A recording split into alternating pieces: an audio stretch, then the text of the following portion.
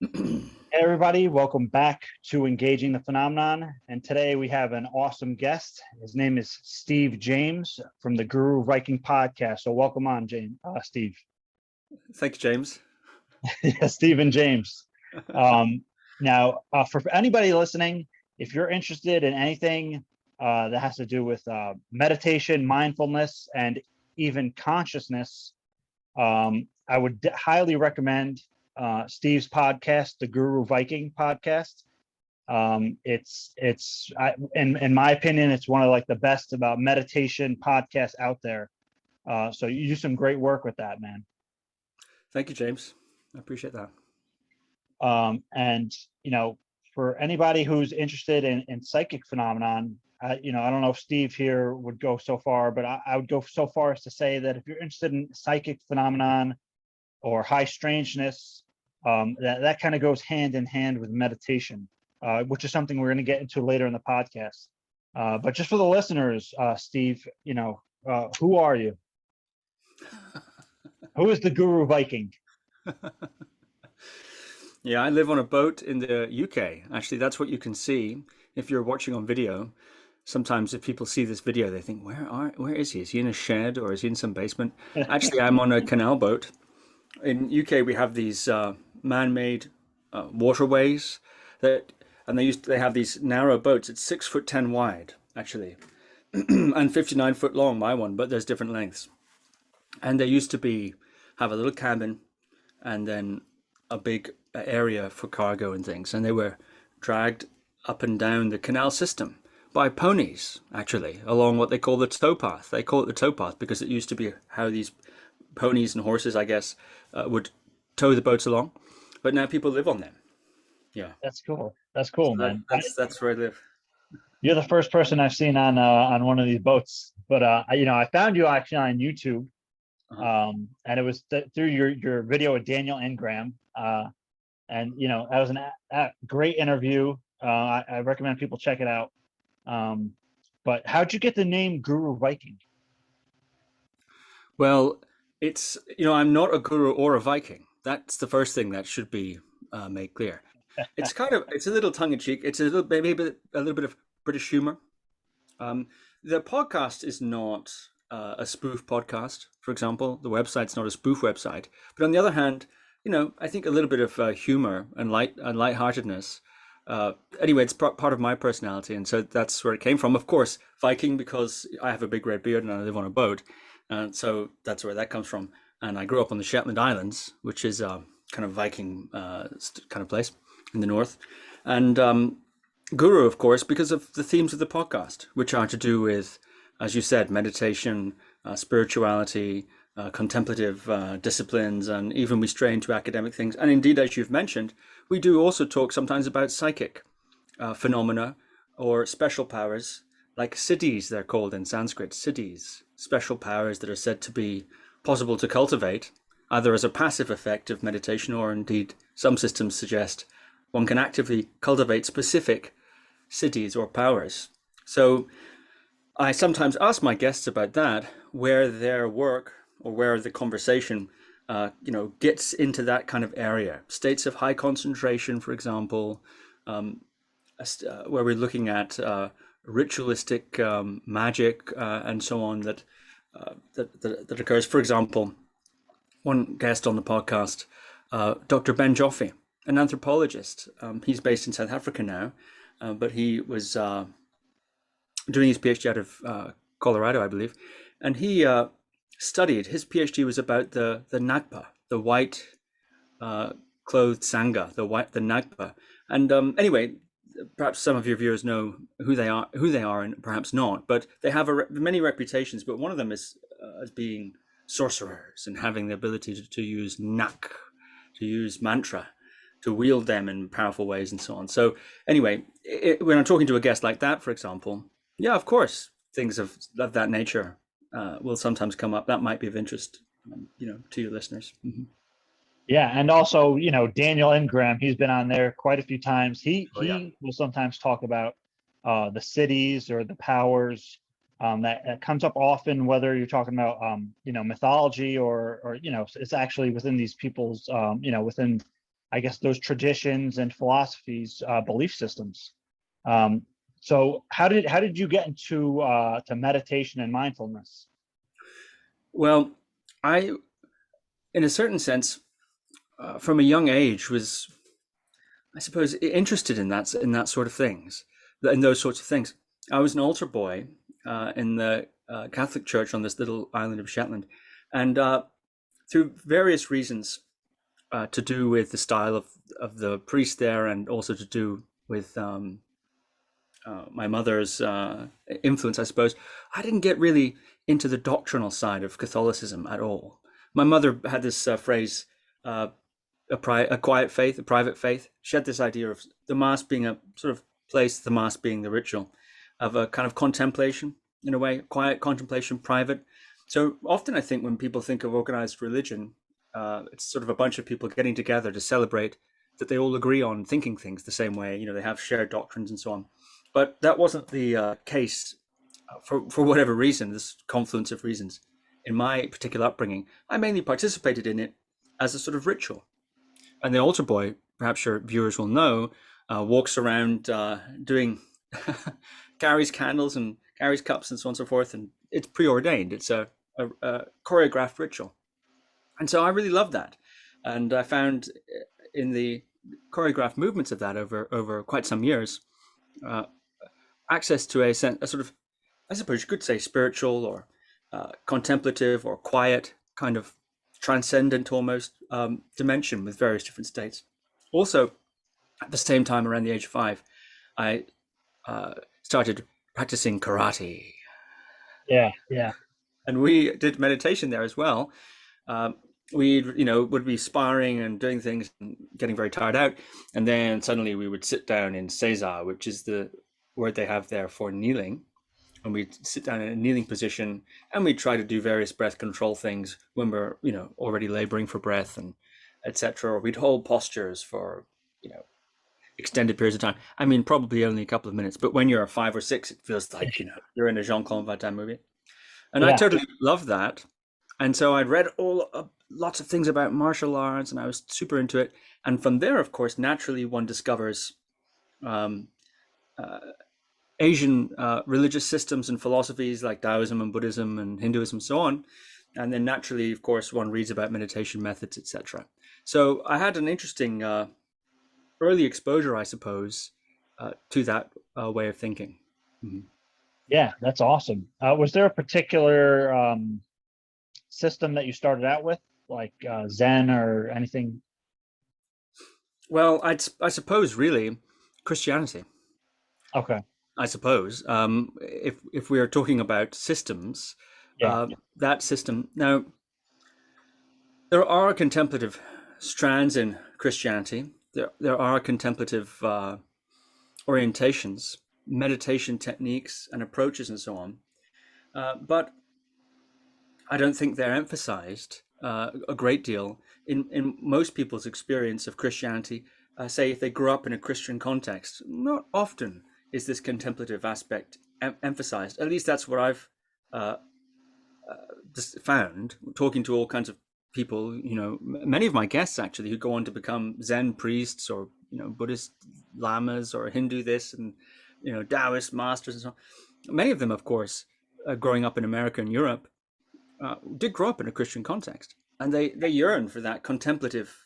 They found their Christian context to be just rules and hypocrisy and all the bad things about organized religion, and so they went looking for something deeper, something more, I suppose, mystical or contemplative. Christianity has that, but it's sometimes rather well disguised. Let's put it that way, for various historical reasons. Yeah. Well, I mean, because even I guess I was raised Roman Catholic, and maybe in my area or wherever the places that I went, it was more kind of, it felt more like a routine kind of thing. I think when you go into any kind of church or holy place, you can feel there's a difference. But overall, I definitely didn't learn any of the contemplative stuff through Catholicism. But I, not, in retrospect, I could see what could be utilized in that way that wasn't obvious at that age or wasn't really taught as part of that tradition. But just to segue a little here, this is somewhat of a UFO podcast. Did you ever have any exposure to the UFO subject? Growing up, you mean? Growing up, or yeah. Or in general, yeah. Or your general impressions, maybe. Well, of course, movies, just like everybody else, I suppose. Yeah. And I think occasionally meeting people like yourself, for example, who are very well read and very well informed about the subject. So sometimes I've heard about it through that means. I haven't myself done a very deep study on it, I must confess. Right. Yeah. I mean, not everybody is kind of specialized in their own areas. My own experience happened to stumble across this, for my own reasons, and that, that took me down that path. Have you been aware over there on your boat, or you probably haven't been traveling much because of current circumstances, but of some of the ongoing news that's been going on in the media? Yeah, I am aware of recent reports. We're recording this in August 2021, so I'm aware of reports in the last, I guess, 3 or 4 months, maybe, I don't know, maybe a little longer, of more mainstream reporting of UFO, unidentified objects, and apparently US government releasing various things. I've heard about that. I haven't looked at it in detail, but I have been aware of it. It's been in the mainstream narrative, I think, a little bit more prominently. Would you say that's fair? 1,000,000%. And actually, over here in the US, it's like, they're like beating it over our heads, kind of. US, I mean, it used to be like you'd see kind of like a funny UFO article or coverage on the news, a few times a year, and now it's kind of weird if there's not a UFO story printed every day. Really? Yeah, it's had waves. Like right now, it's kind of on a slow thing after the UAP task force report was released. But since 2017,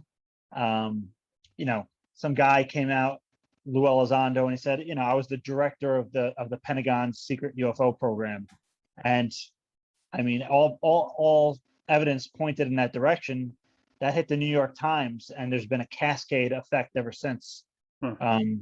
So, just on, obviously, for many of us, again, like you said, we have seen all these movies over the years. When we hear UFO, a lot of times we think of like an alien intelligence or some kind of what they call other, right? Or non-human intelligence. When you see the UFO subject and how it's being presented today, what are some of your thoughts on it? Well, like I said, I do think it's a very fascinating subject, but it's not one that I have looked into in any great depth. Off the top of my head, what I am aware of is I know that there are different theories. Now, I mean, you should really tell me the answer to this question because you know about it. But I'll say something, and then maybe you can correct me. From what I understand, there are different theories. Of course, there's aliens, coming in flying saucers and so on. I guess that's a standard idea. Or some people, I think, talk about trans-dimensional beings or beings from different times, or so that wouldn't necessarily be from somewhere else in the sense of another planet. It could be from just different dimensions or something, or different times in this planet. I've heard these ideas around. I've also heard ideas about more advanced technology actually available to human beings that is not widely known about, and etc. And so that could explain some of the sightings, some of the reports, and so on.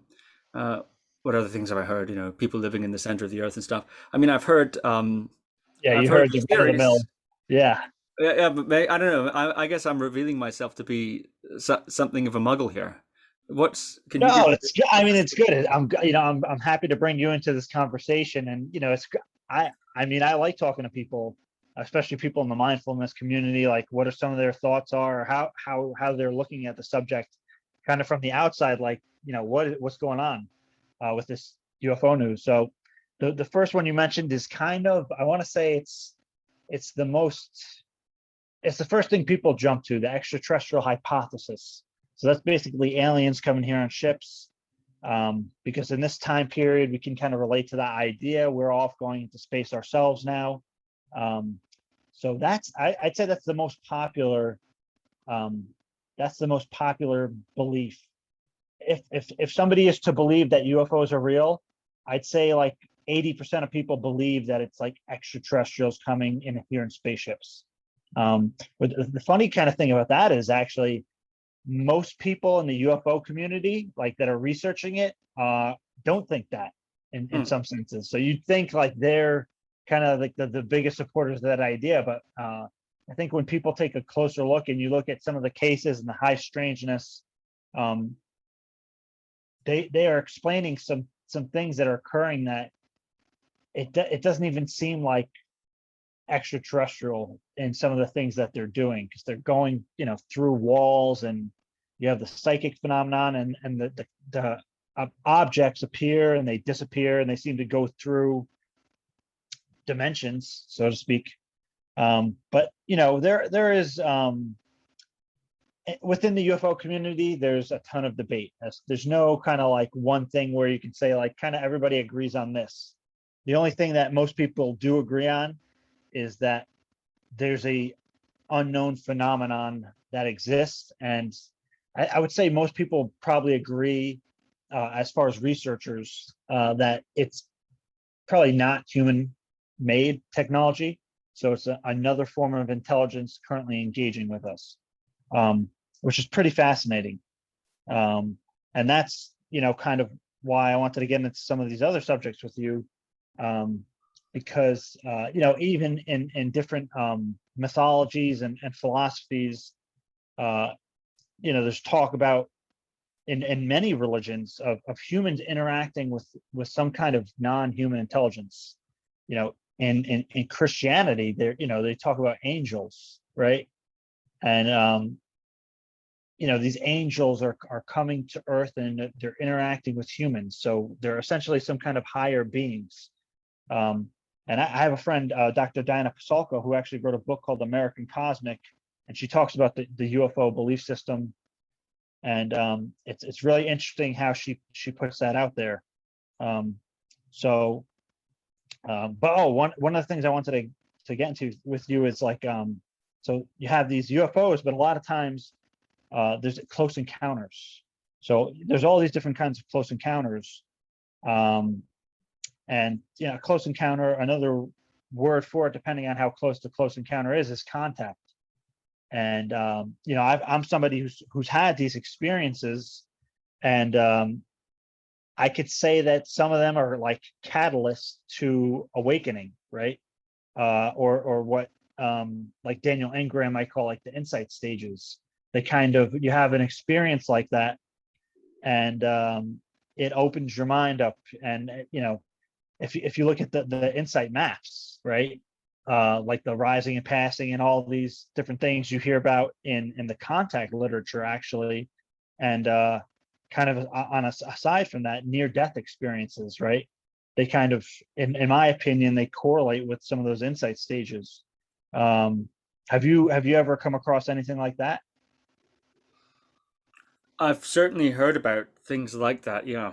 And you're talking about the Bible, and there are all kinds of uh, encounters that do seem to catalyze profound um, spiritual changes or change of conscience or so on, like the road to Damascus experience, of course, is a kind of iconic one, I think. Saul of Tarsus, becomes Paul the Apostle. Yeah. And that's an example, I suppose. And actually, you're right, in many, many traditions, practitioners, mystics, are said to interact with different beings. Now, they're usually framed, I think, or understood as water spirits or extra dimensional. I'm not sure if that's the right word, or other dimensional entities. Maybe I should say. Well, I don't know what the technical word would be from another dimension. Other dimensional, extra dimensional. They're interdimensional, extra. I mean, we don't even know, right? So Yeah, well, from another dimension, like yeah, spiritual, like force ghosts, basically. Like right, in Star right, Wars, you yeah, have the. yeah, yeah, yeah. Well, I, that happens too, and people in dreams and in mystic visions and so on. I'm thinking particularly of Buddhist scriptures, for example, have there's lots and lots of that encounters with all these different sorts of spirits, and I think they're generally seen to be, I'm not, I don't think I'm not really an expert on that topic actually, so let me not say that, but I'm aware that there's lots of stuff, weird things like that in all the mainline systems that I'm aware of. Yeah, yeah. yeah. Well, and if I mentioned Jacques Vallée before when we were talking, and Jacques Vallée, he wrote a book called Passport to Magonia. Hmm. Well, and number one, he sometimes refers to Fatima as a kind of UFO event, which I don't know. I'm not an expert on that, but there is kind of like a lot of kind of inclinations to that way. I understand where he's coming from. But Jacques Vallée proposes the idea of, maybe all these kind of weird phenomenon, the UFO subject or the UFO phenomenon is just like the most recent kind of understanding of what this actual same intelligence is that has been with us the whole time. So that's Yeah. a pretty interesting way of looking at that. But now kind of the psychic phenomenon.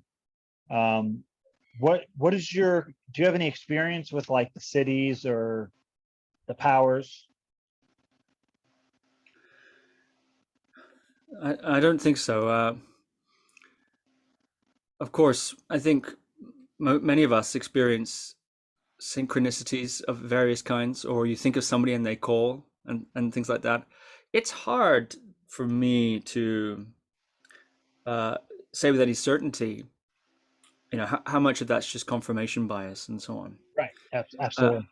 I think for the individual, well, for me, maybe, I think it's a very fascinating area. I've never been especially interested in cultivating the cities.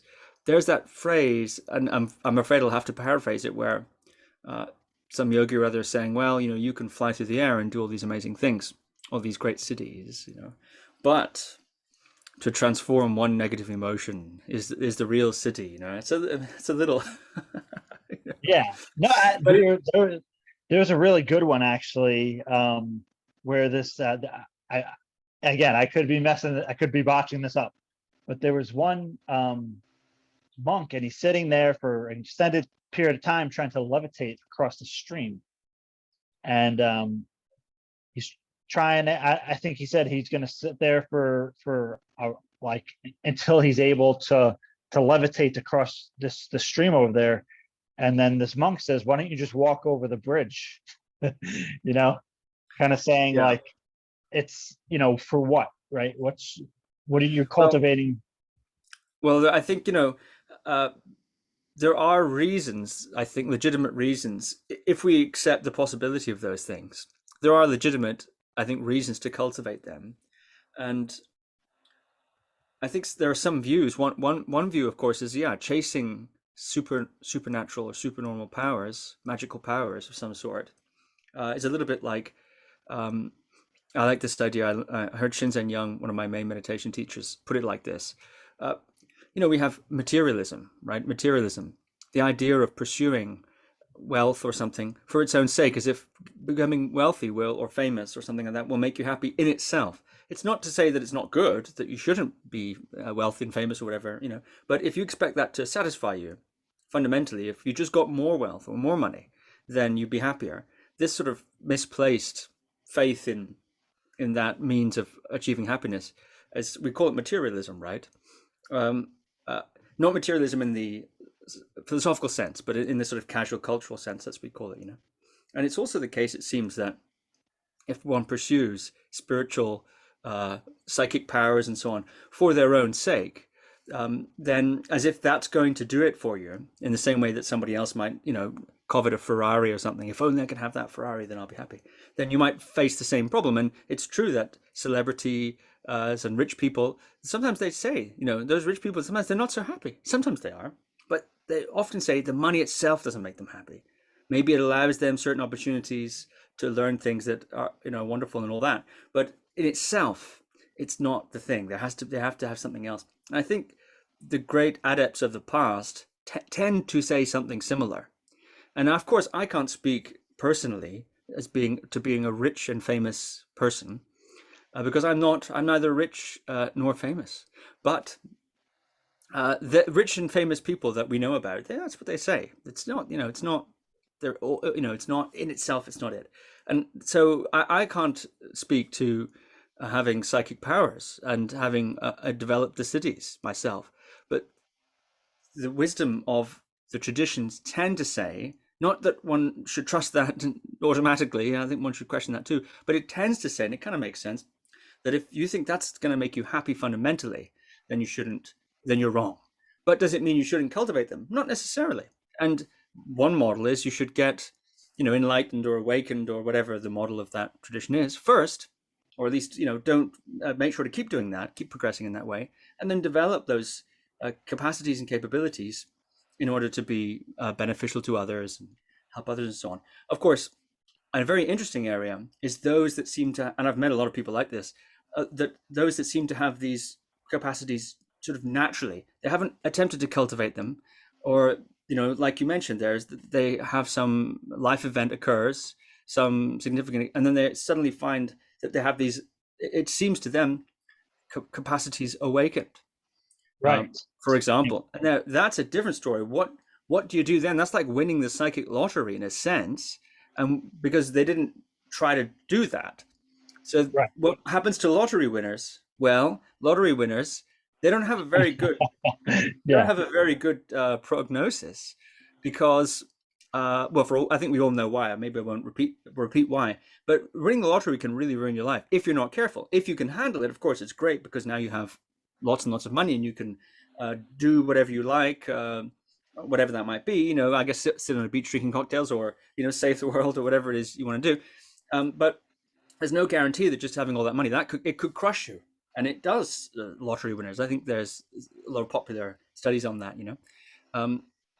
Myself, I think I'd still like to give it a shot. I'd like yeah, why not, right?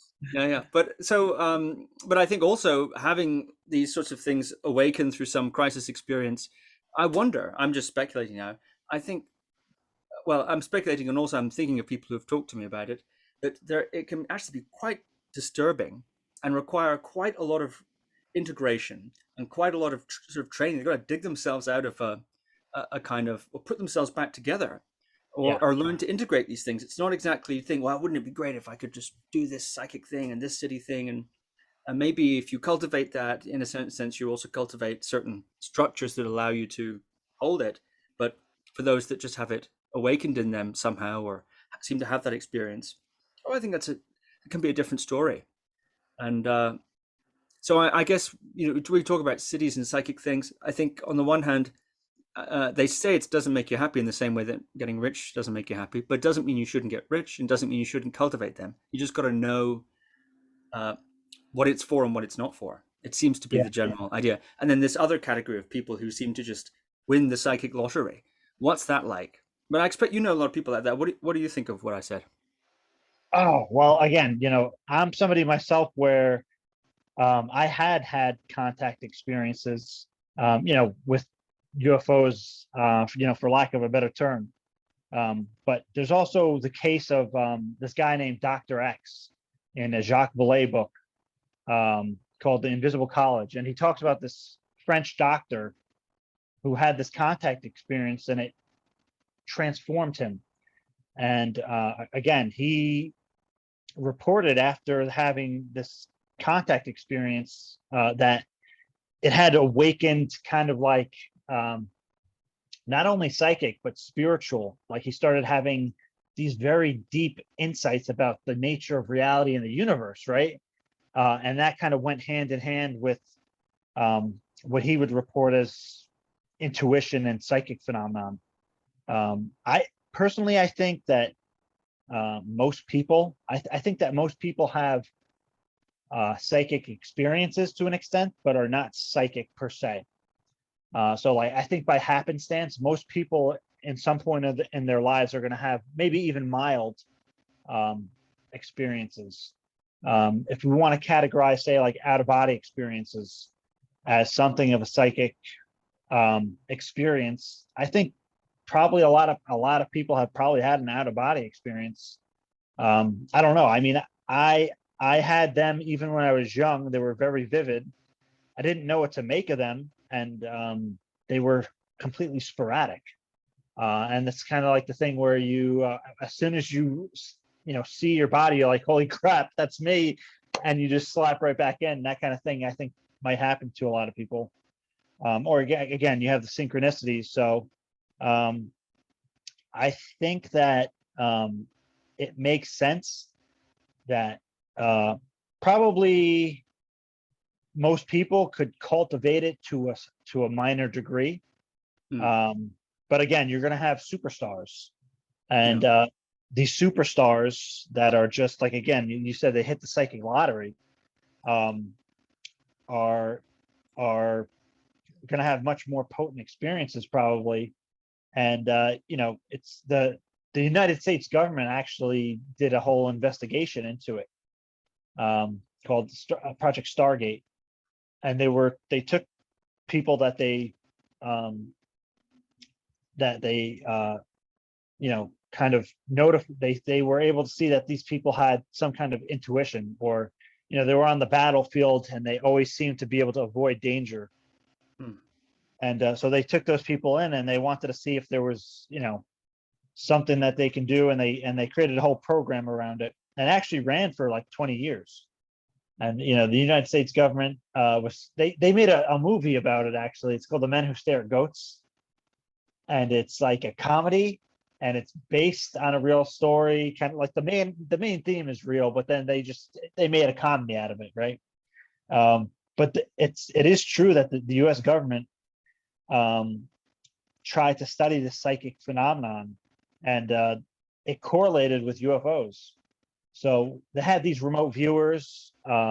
They'd give them target numbers, and they try to see somewhere. They wouldn't tell them what they're trying to look for. They would just try to perceive what the target was, and they would pick up on these like Soviet Union or Russian submarines with pretty startling accuracy. It was kind of weird. And you're talking about top secret classified programs. So they had enough of those where they're like, okay, there's something to this. It's beyond chance, as far as the numbers that the percentages. But that, I think, is very fascinating. But a lot of the really good viewers they had, they'd be doing a thing, and then all of a sudden they'd report some kind of UFO, right? So you got a lot of the UFO stuff in there. And then there was when the ATIP program came out, the Advanced Aerospace Threat Identification Program came out in the public in 2017. What I was telling you about with the New York Times. One of the things that they were studying was Skinwalker Ranch. I don't know if you had ever heard of Skinwalker Ranch. Have you? That does ring a bell. Does that involve? Didn't South Park do a spoof on that to do with cows? I don't know about that. I'm not sure about that. But it's a place in Utah. It's this ranch with apparently all this paranormal activity. Every interdimensional UFOs, and the government actually spent millions of dollars investigating this, which was kind of funny. But getting to kind of like we're talking about some psychic phenomenon and some of the powers. Have you ever heard of CE5? Yeah. What are your thoughts on that? Just your general impression just from hearing about it. Well, I maybe there's something else I can say about the psychic things as well, but C5 briefly, I think it's a protocol developed by Stephen Greer, Dr. Stephen Greer, UFO disclosure figure. And as you were telling me before, trained in TM and meditation and so on. And from what I understand, they get together in the wilderness somewhere or out in the desert or whatever like that, and they use meditation techniques to attempt to, I suppose, invite a UFO experience. So from what I understand about the protocol, they imagine where they are, picture where they are, like a Google Maps, going up, up, up, up, up like that, uh, as a kind of almost like sending a GPS signal out in a way. Yeah. And through some means or another, I'm a little foggy about how they contact how this, they said they're going to contact these beings and so on, but they do that, and then it can attract. The theory is it attracts UFOs or these experiences, and from what I understand, a lot of celebrities have done it actually, Yeah. Well, and actually, yeah, yeah. True. it's quite. I think it's quite well known, quite famous. And there's an app. I know there's an app about it, and there's documentaries about it. And he's very famous, of course, Stephen Greer. And I Yeah. think Now, he's yeah. yeah. Yeah, because actually he started that back in the 90s, but there was another group doing that in the 1970s in South America called Mission Rama, and they were doing the identical. They're going out into the wilderness or wherever, and they're doing meditation. They're doing fasting, concentration exercise, and they're having these UFO sightings. Coupled with, in their case, different messages. So that's really interesting. Have you ever come across anything that correlates with that in the different spiritual traditions? Well,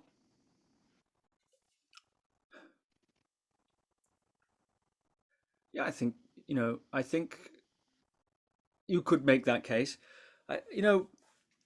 One of the interesting thing, the point you made earlier, that maybe UFOs are just, or yeah, another way of representing some kind of phenomena that maybe in the past would have been called angels or demons or nagas and dun of various sorts, for example. I think that's an interesting point, and I think the same point could be made for psychic experiences of various kinds. It depends what we consider to be a psychic experience. I think many people, as you point out, have gut feelings, intuitions, Yeah. a funny feeling about this. In other words, you could say it's information they don't know how they got it, Right. or it's a feeling or a hunch they have that they can't substantiate. So they can't say, well, I can see this piece of evidence and this piece of evidence, and which has led to this conclusion. They just have a feeling. Don't go in there.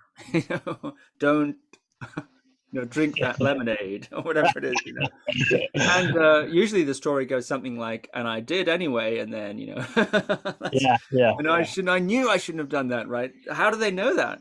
Because there's this intuition. So a lot of people have that, and who knows, what that is. There's an interesting book called Thin Slice by Malcolm Gladwell. No, it's not called that. It's called Blink. Blink by Malcolm Okay. Gladwell. I heard about it. And he talks about this idea of people who are very, very expert at things can take a lot of information in, and it feels like a hunch and intuition. He gives the example of a fireman who just knew to duck, and then suddenly a fireball came over their heads. He had no way of knowing that. Something about maybe the air pressure change, or who knows what. Nothing he could consciously decode or decipher. But there was something about something about his environment he was able to take in an unconscious way or subconscious way or something like that, and it gave him that impulse to do that. Anyway, so I suppose it depends really what you mean by psychic phenomena. Of course, I've met a lot of people who've claimed to be able to see things and know things and hear things and feel things and so on, and channel this and the other. I've met a lot of people like that.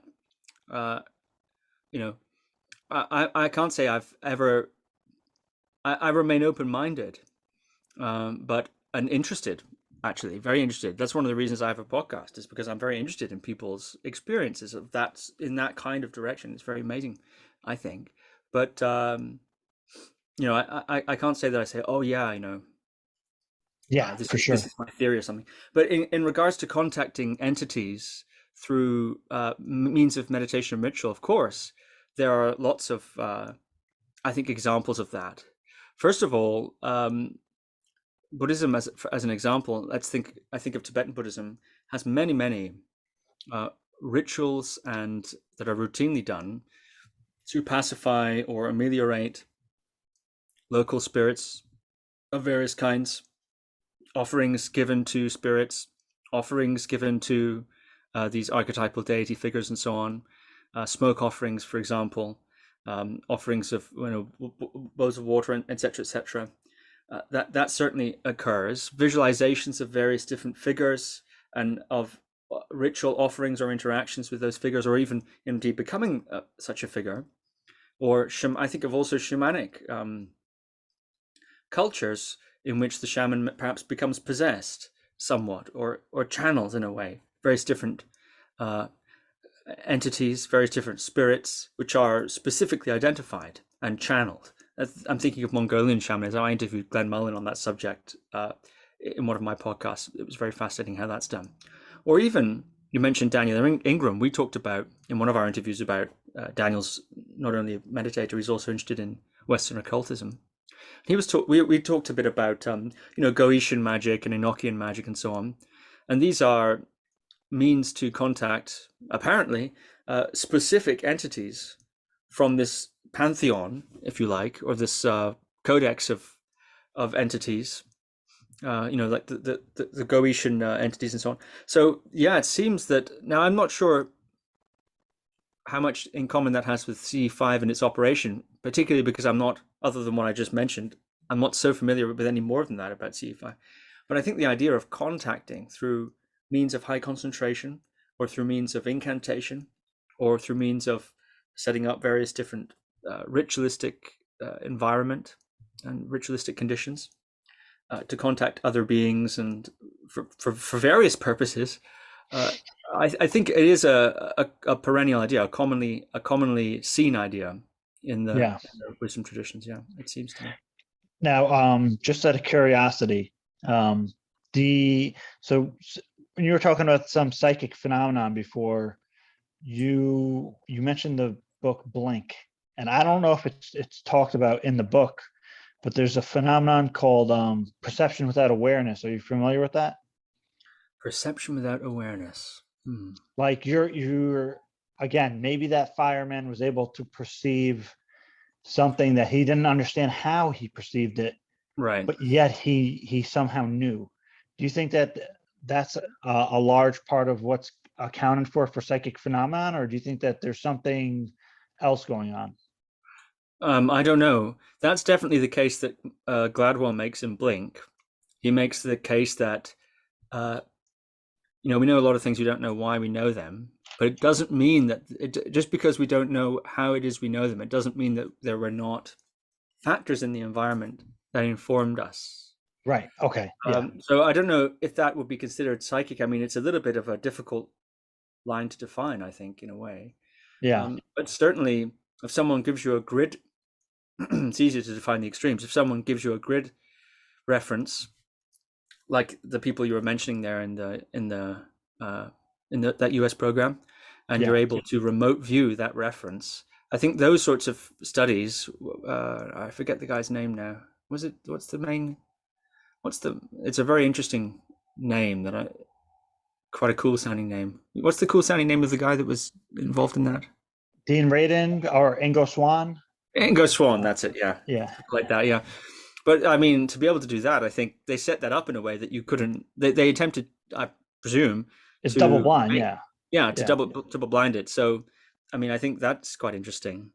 Yeah. Those sorts of, or in Ghostbusters, at the beginning of Ghostbusters, where is it not Bill Murray?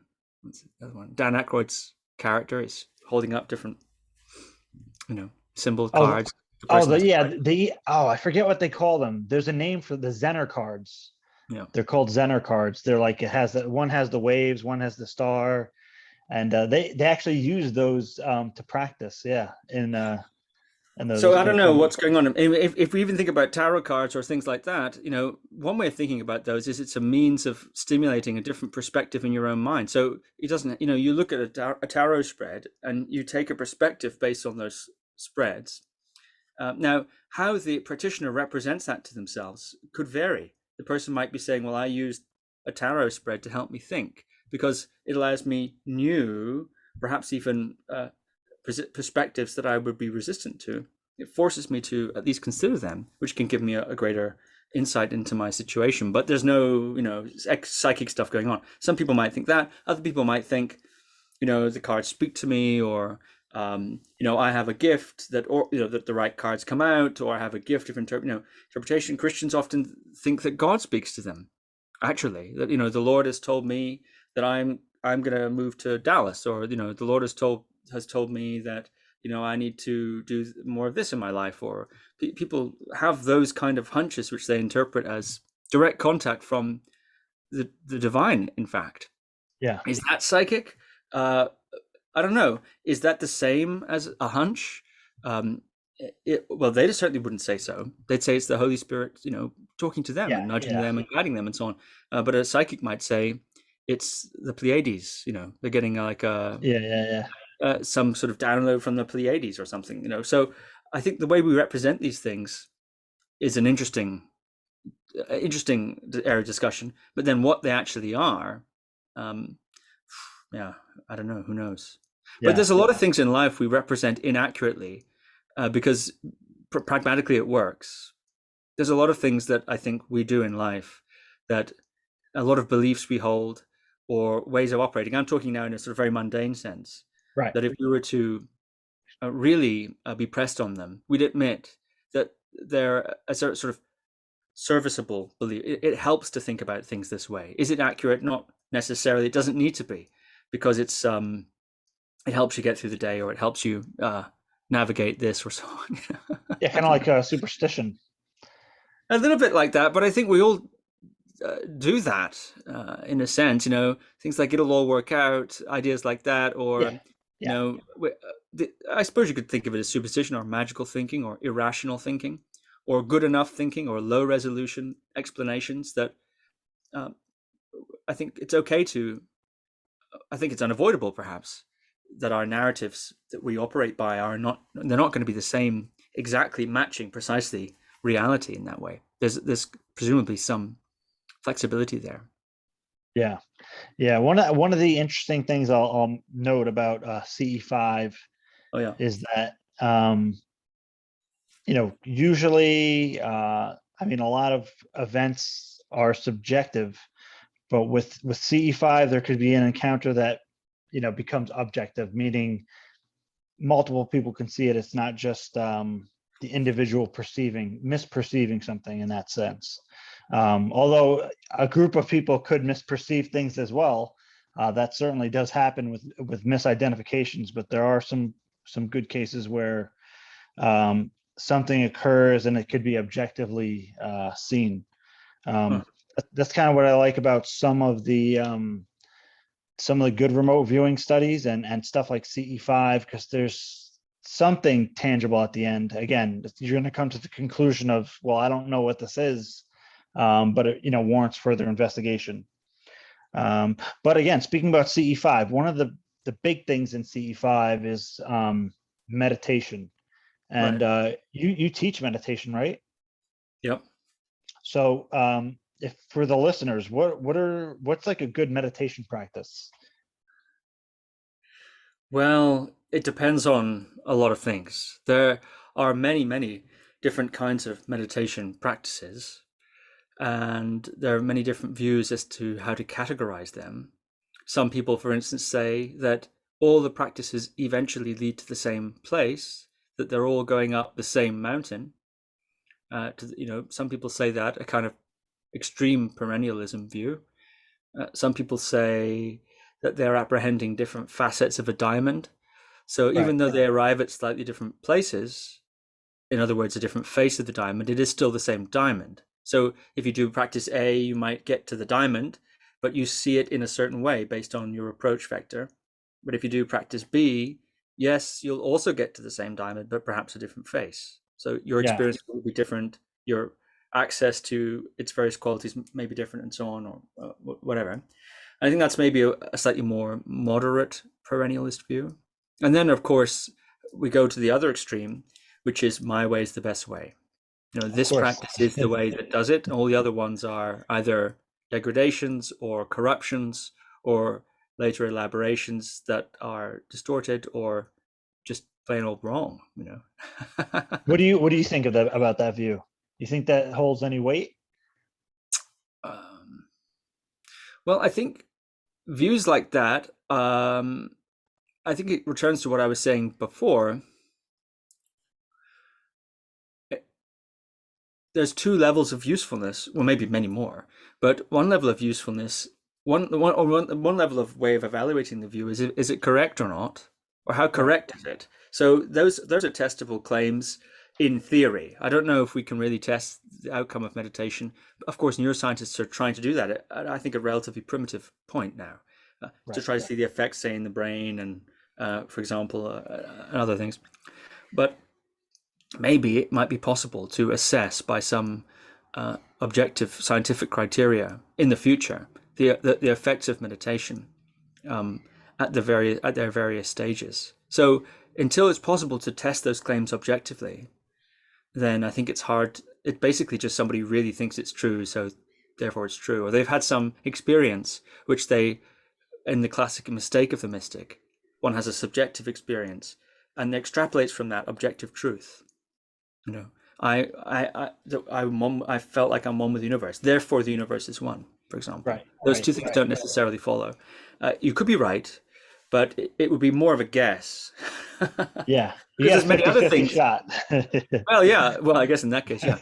There's oh yeah, and then there's it's like a lot of things we perceive with total confidence and are not correct.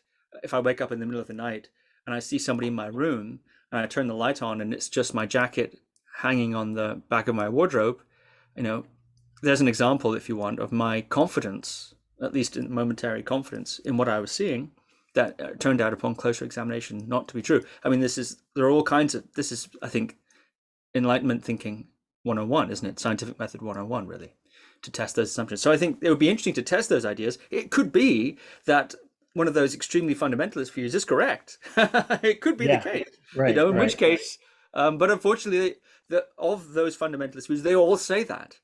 So it's not like everybody thinks it's sort of going in the one direction, except for this one guy who says, no, I'm the way.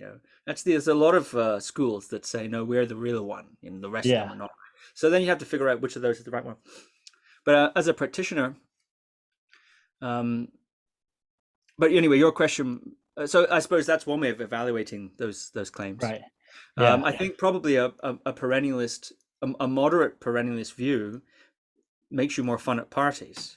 The extremely perennialist view seems a little naive. The extremely fundamentalist view seems a little unlikely, given that there are many people who think that. So you're competing then with other equally certain people making the same claim, and there doesn't seem to be much way of differentiating those claims. So that seems also maybe so I guess if you had to guess, I think you'd be more fun at parties if you said a moderately perennial view. We're all going to the same diamond but a different face. Now, I don't think that necessarily being fun at parties is how you should orient your life philosophy. But what it would give you, so I'm being a little tongue-in-cheek here, but what it would give you is the ability to preserve the differences and the unique qualities of the different methods and their unique ideas, whilst at the same time having an overarching narrative or an underarching narrative, or at least a sense of camaraderie or relationship between those traditions. We're all going to the same place can be it's a little flattening, and it turns out people don't have the same experience. So it's a little bit homogenizing, and the only way is a little bit, I guess, it's sort of civil war, isn't it? It's like, spiritual civil war, which has happened. People do tend to have a habit of exterminating each other for lesser reasons than that. But then the middle way, I guess, where you say, well, there's differences and there's also similarities. I like it, So, but in terms of CE5, I'm not sure what the protocol is, but from what I understand, most ritualistic meditation or meditation aimed towards Siddhi or aimed towards, and I'm speaking now only in terms of what I've heard or read, not from personal experience, but most ritualistic contacting entities, making, spells and things of that nature, the kind of category that I think CE5 could be said to be in, requires high degree of concentration, high degree of highly concentrated states. So we're talking then jhanas, jhana states, right? Or stages of absorption and samadhi, such as discussed in Patanjali's Yoga Sutras, for example. Yeah. It seems, or which also can be accessed, it seems, perhaps altered states and so on. Trance states maybe would qualify as another access point. That there we have TM, where you repeat this mantra and it gets you into this kind of trance state, or perhaps this deeply concentrated state. A lot of methods say get into a highly concentrated state and then point that wieldy mind towards some task, which could be spiritual investigating the nature of reality, right? Getting enlightened, okay? Sharpen your axe and then chop down the tree of enlightenment, become, do those things. You can do those enlightenment, investigating reality meditations just from a standing start. But if you get a sharp mind, then it goes better for you. That's what people say. And I presumably, if you had some means of meditatively contacting UFO or conjuring some entity or something, then presumably, it is said that these states of high concentration, getting that wieldy mind, that powerful mind, are a useful prerequisite. A useful prerequisite. What do you think are some? But I don't know. I got to emphasize, I don't know. I've never used meditation to contact spirits or UFOs or anything like that. I've never had those sorts of experiences. So I'm now speaking, I will say, and I think that's kind of obvious, right? We're talking here. You know a lot more about this than I do, so you should really be answering your own questions. Well, I'm from this conversation. I'm just looking for your perspective on a mindfulness thing. It's good to see perspectives from outside an echo chamber, right? Yeah. And that's part of why I have you here is because I like to have different conversations with people that are not in that echo chamber. Sure. And you have a different kind of conversation going, and again, you're going to have different insights. I can go into my church and ask, I know what they're going to say when I go in there, but if I go into another place, they're going to have a completely different thing. It's going to open your mind in a different way. To your listeners, I might be speculating needlessly about things that have already been resolved in their minds or have already been resolved in your community. But I think that's due to my own lack of experience and lack of expertise in the field. So it might be frustrating for people to listen to me hum and haw and wonder and speculate and theorize. Well, I'm not really theorizing. I'm just talking, I guess, musing maybe about things that your listeners probably know the answers as well. If they're also experts or interested in the field that you're also an expert in, then a lot of what I'm saying is going to be they're just going to slap their head like this, do a face palm. No, I don't think that's so. Okay. I could be the guest muggle. The guest. Well, we're gonna have to ask you some tips about that beard eventually, because that's a neglect. Neglect is the main strategy. It's just negligence. Yeah. I'm just I couldn't grow a beard like that if I wanted to. Oh, okay, yeah. Well, actually, no, I never tried because I have to work and at my job, like I got to shave and all that stuff. Yeah, well, you're a respectable person who has a respectable appearance. On the other hand, my appearance is characterized by neglect. So that's what this is. But for people that are looking into like mindfulness or meditation, the spiritual path, what would be some advice for people kind of looking in that direction? Well, yeah, I think the first thing to know is that there are many, many different styles, and that there are many, many different views, if you want. Some religiously informed, some more informed from a more sort of secular point of view, etc. Some of the techniques are so different that they appear to be almost diametrically opposite. So right. To look around and try different things and see, get a taste of different kinds of meditation. Don't make the mistake of trying one kind and thinking, oh, I don't like that, or it does, it doesn't interest me, because maybe another kind would, So if you have that impulse, to look around, and the internet, of course, is a great resource. That's one of the things I try to do on my podcast, Guru Viking Podcast, is I interview different meditation teachers and scholars and different people like that, some of whom have had very interesting lives. And so I try to present a range of people that you could listen to a podcast like that, and not all of my guests are going to agree with each other, for example, but you get a sense of the range. And then just to begin to try things and follow your nose, do some reading, do some research, watch some YouTube videos, try the practices. A lot of people like to download the apps and things like that, Yeah. Come to, try things out and give it a shot.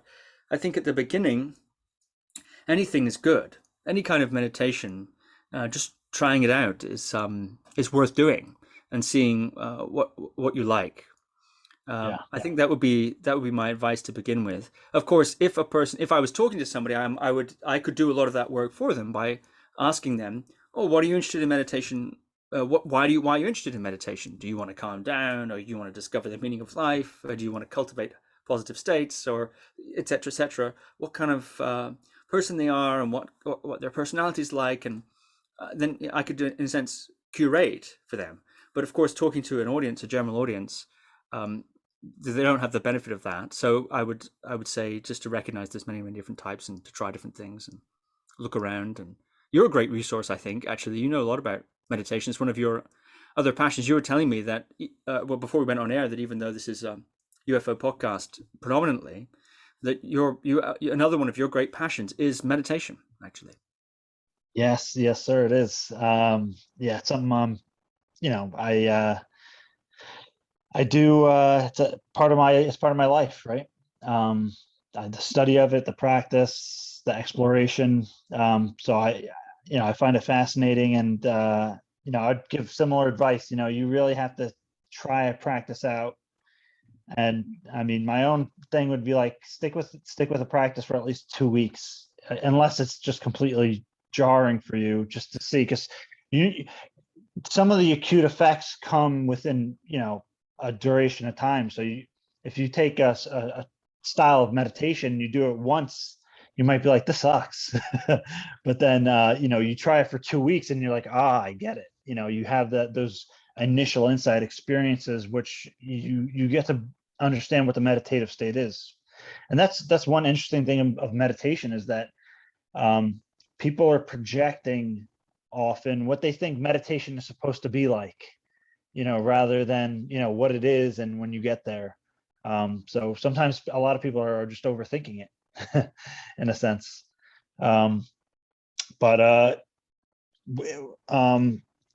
What's something that you would leave for the listeners? So a word of advice, just from anything, just your own inclination.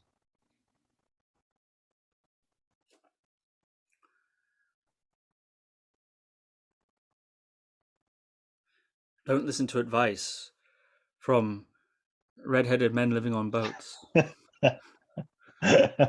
would be my advice. Well, I don't know if I have any advice in a general sense, to be honest with you. It could be meditation. It could be UFOs. Yeah, I mean, I enjoyed our conversation a lot, and we talked a little off air before about your story, which I expect you've told. In fact, I'm aware. I think you've told on your podcast previously. So, I have the benefit of that. If your listeners aren't aware of James's story, I think your YouTube channel has a lot of videos detailing that. It's quite interesting, very interesting indeed. So I've enjoyed the conversation a lot. I'm sorry that I'm not more informed on the UFO subject in details. Like, you can cite these different studies and publish, different things like that. It's amazing. But I do find the subject very fascinating, actually, and your experience is very interesting. And so it's been really good fun. Thanks for having me.